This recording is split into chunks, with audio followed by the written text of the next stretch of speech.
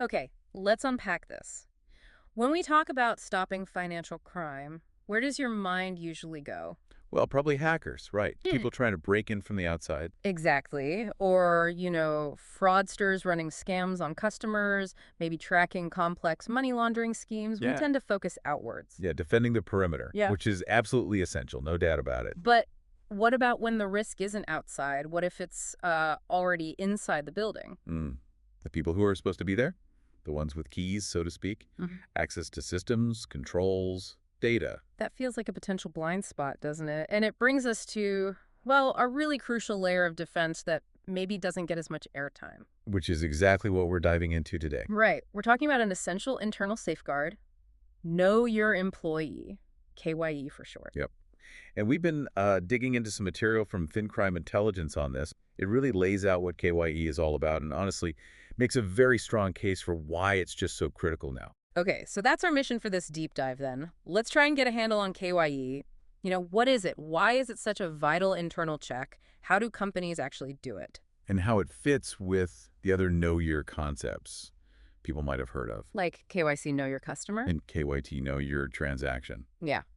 We want to give you a clear, quick understanding of this whole internal dimension. So let's start right there. What is Know Your Employee, fundamentally? Well, at its heart, KYE is basically a set of procedures, structured steps that financial institutions use to check who their employees are, verifying identity, backgrounds, that sort of thing. And is this for everyone or more targeted? I think the source mentioned it's particularly focused on sensitive roles. Precisely. It's not usually one size fits all. The Yeah. level of checking, the scrutiny, it's typically scaled based on the risk tied to that specific job. Okay. So the core measures include things like background checks, definitely screening for criminal records, and this is important ongoing monitoring, watching conduct after they're hired. Right. So it's not just about the hiring moment, it's about knowing who works for you, especially in key spots, and sort of keeping an eye on things over time. What's the big picture goal here? The main aim is really to proactively reduce the risk coming from insiders, people within the firm, and also to make sure employees are meeting the high ethical standards you'd expect, especially in finance. Yeah, that really makes you think. Like we said, so much effort goes into looking outwards. But this FinCrime intelligence piece really hammers home that KYE is that absolutely critical internal safeguard. It really is. I mean, think about the access some employees have. Mhm. Sensitive systems, financial controls, huge amounts of client data. Yeah. An insider, whether they mean to cause harm or not, maybe they're pressured, maybe they just make a mistake that can create massive risks. But sometimes, yeah, it's intentional, malicious. So, what kind of problems can a solid KYE program actually help spot or prevent? What does the material highlight? It points to several key areas. For instance, uh, detecting internal fraud is a big one. Or situations where employees might be colluding, working together improperly, or maybe with outsiders, or even just hiding conflicts of interest. So, like employees teaming up to bypass controls, Yeah, or maybe having a secret side deal that affects their work decisions. exactly that kind of thing. It also acts as sort of an early warning system. It helps flag unethical behavior before it blows up into a regulatory breach or a major incident. That preventative angle sounds really powerful. What else? Preventing data leaks. That's huge given the access people have. Makes sense. And guarding against things like insider trading or other policy violations where someone uses internal knowledge improperly. It also helps protect, the critical infrastructure itself, reducing that window for insider Yeah, threats. that makes total sense. If someone's got the keys to the trading system or customer databases, you need really strong checks. Absolutely. And one more key thing. KYE programs are fundamental for ensuring staff, especially in those regulated roles, meet what's called fitness and propriety requirements. Basically, are they still suitable and trustworthy for the job? Is this just like good practice, or are regulators actually mandating this stuff? Oh, the source materials is very clear on this. Regulators globally are increasingly stressing KYE. It's seen as a non-negotiable part of strong compliance and risk management. It's basically expected now. Okay, so it's a must have. If a company wants to build an effective KYE program, what are the actual, building blocks? What needs to be there? Well, first off, the material emphasizes it can't be siloed. KYE needs to be really tightly integrated with both compliance and HR. They have to work together. Yeah, that partnership feels intuitive. HR deals with the people, compliance with the rules and risks. Right. And the specific components, they kind of cover the whole employee journey. Starts even before day one with pre-employment screening. And that's more than just checking the resume, I assume. Oh yeah, much more rigorous in this context. We're talking comprehensive background checks, criminal record checks, Yeah. screening against sanctions lists. Making sure they're not on, like, a government watch list. Exactly. Verifying references, past jobs, and interestingly, often financial history checks too. Checking an employee's financial history. Why is that considered important? The thinking is that someone under severe financial pressure might be, well, more vulnerable, potentially more susceptible to bribery or other illicit activities. It's seen as a risk factor to be aware of. Got it. Okay, so you do thorough checks up front. But people change, circumstances change, risk can emerge later, right? Absolutely. And that's where ongoing monitoring fits in. This means having systems or processes to look for potential red flags in behavior. Like what kind of behavior? Things like someone accessing systems way outside their normal job needs, or getting involved in transactions that seem odd for their role, even sudden, big, unexplained changes in lifestyle. Like the classic example, suddenly driving a Ferrari on a junior analyst's salary. That's the kind of thing, yes, potentially. Then there are certification and licensing checks. For jobs needing specific qualifications, you need to regularly check those are still valid. Right. And I know conflicts of interest declarations are common. Yep, mandatory disclosures. Telling the company about outside businesses or significant personal relationships that could potentially clash with their job. It's all about transparency. And limiting access seems pretty fundamental too. Definitely. That's role-based access controls. Basically making sure people can only get into the data, systems, or even physical areas they absolutely need for their job. Nothing more. The principle of least privilege. Makes sense. And what about when someone leaves? Exit procedures. Mm. Super important for security. You need to promptly, securely cut off all their access. And often, it involves reviewing their recent activity just before they left. Wow. Okay, that's quite a framework. Before, during, and after employment. Is it the same level of intensity for absolutely everyone? No, and the source really stresses this. It's built on a risk-based approach, meaning the really deep checks, the more frequent monitoring, the tighter controls. Those are typically focused on the higher risk roles.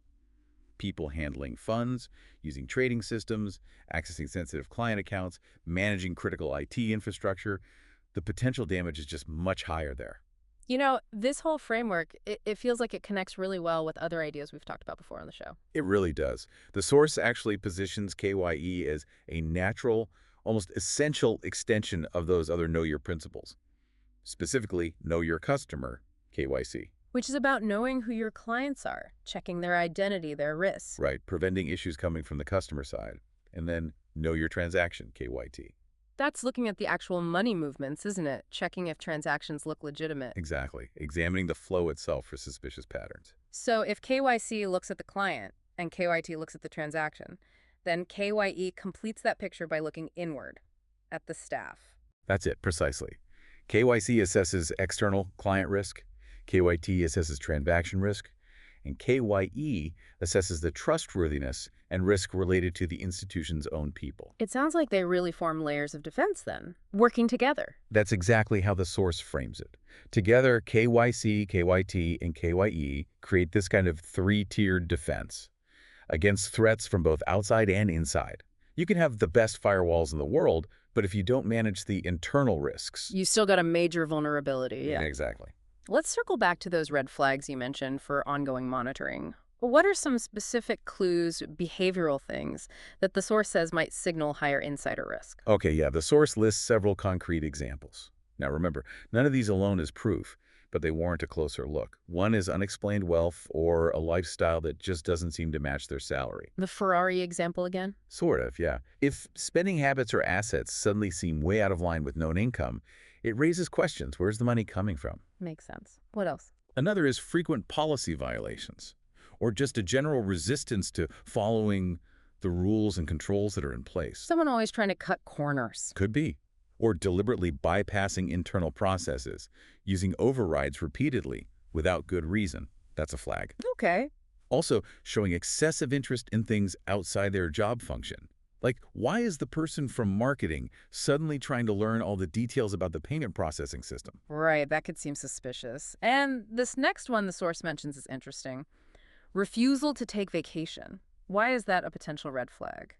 It's actually a classic tactic. Someone involved in some kind of hidden scheme might be afraid to leave. Afraid someone else will step in and find it. Exactly. It might be the only one who knows how to cover the tracks or keep the fraud going. Time off means risk of discovery. Ah, okay, that makes sense. Clever but revealing. It can be. And one more. Close, undisclosed relationships with clients or vendors. This goes back to conflicts of interest. Hidden personal ties could compromise their judgment or actions. It's really important, though, as the source points out, not to jump to conclusions based on just one of these, right? Absolutely critical. The source stresses the need for contextual review. You see a flag, you don't instantly assume wrongdoing. You investigate, look at the whole picture. And ideally, this involves collaboration between compliance, HR, maybe IT security. Right. Look at the pattern, the context, before making any judgment. Precisely. We mentioned regulations briefly. Are there specific big name standards or rules that actually mandate or strongly support these KYE ideas? Yes, the source highlights quite a few key ones. Globally, you've got the FATF recommendations. They talk about internal controls and screening employee integrity as part of AML-CFT efforts. FATF, the big international standard setter, okay? Yep. Then in the UK, there's the Senior Managers and Certification Regime, SMCR. That puts direct responsibility on firms to ensure key people are fit and proper. Suitable and trustworthy for their roles. Exactly. In the U.S., you've got rules from FINRA and the SEC for the financial industry covering things like personal trading accounts or disclosing outside business activities, related concepts. And in Europe, The EU's anti-money laundering directives also have provisions aimed at stopping employees from misusing their position for illicit purposes. any others? Broader principles. Well, yeah, big influential groups like the Basel Committee and the Wolfsburg Group, they consistently emphasize strong internal controls as just fundamental for managing risk, including AML risk, and good controls inherently involve the people operating them. So there's definitely solid regulatory backing here. What happens if a firm doesn't get this right? What are the consequences of weak KYE? The source is pretty blunt about it. Failure significantly bumps up the risk of internal fraud. Hmm. It almost guarantees compliance breaches down the line because controls aren't working or are being bypassed. And, crucially, it leaves the firm wide open to serious regulatory action. Which means fines, reputational hits. Big fines, yeah. Reputational damage can be huge. Even business restrictions. It's serious stuff. So it's clearly way more than just a box-ticking exercise. It feels fundamental to the organization's health. And, it goes even deeper than just avoiding trouble. The material argues quite compellingly that a strong KYE framework, done right, actually helps build something really positive. A culture of integrity, transparency, accountability, ethics. That sounds good, but how does a screening and monitoring program build culture? Doesn't it risk feeling a bit like Big Brother? It could, if handled poorly. But the source suggests it's about how it's done. It starts with having really clear policies and communication. Everyone knows what's expected, how to raise concerns. Setting clear expectations. Yes. And crucially, having confidential whistleblowing channels, places where employees genuinely feel safe to report potential wrongdoing without fearing payback. Trust is vital. So people feel empowered to speak up. Right. It also involves regular, effective training. Not just boring lectures, but real-world scenarios, helping people understand risks like fraud, bribery, conflicts, and what to do. Giving them practical understanding. Exactly. Yeah. And finally, actually linking ethical behavior to things like performance reviews. Recognizing integrity sends a powerful signal about what the company truly values. So it shifts from being purely about catching bad actors to also encouraging and rewarding good conduct. It does. And the source suggests that organizations that really embed this kind of integrity, using KYE as part of that foundation, they don't just tick regulatory boxes. They build real trust with clients, with partners, and importantly, with regulators. It becomes a positive feedback loop. Okay, this has been really insightful, a comprehensive look at KYE. Let's maybe just quickly recap the key takeaways from this deep dive. Sure.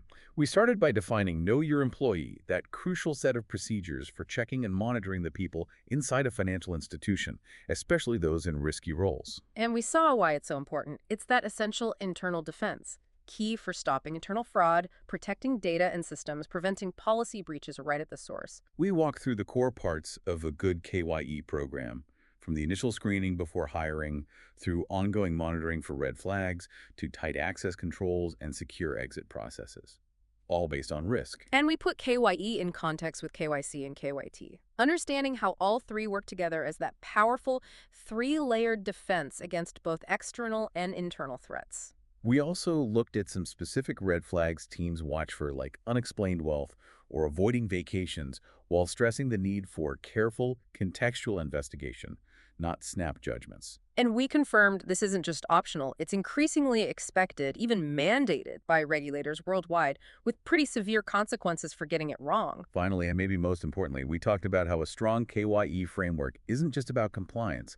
It's fundamental to fostering a genuine culture of integrity, transparency, and ethical conduct within the organization. Understanding KYE really gives you, the listener, a critical piece of the puzzle. It helps you see the full picture of how these institutions protect themselves, not just from the outside world, but from risks potentially emerging from their own teams. It really is a fundamental layer of internal trust and security. And, building on that idea of monitoring employee behavior, maybe even lifestyle, for these red flags, it does leave you with an interesting question to think about. Oh. As organizations get better at this, using more data, more sophisticated tools for ongoing KYE monitoring, Yeah. what important questions does that raise about finding the right balance? The balance between ensuring the institution is secure and respecting employee privacy. It's a complex tension, isn't it? And it stems directly from this core idea of really knowing your employee.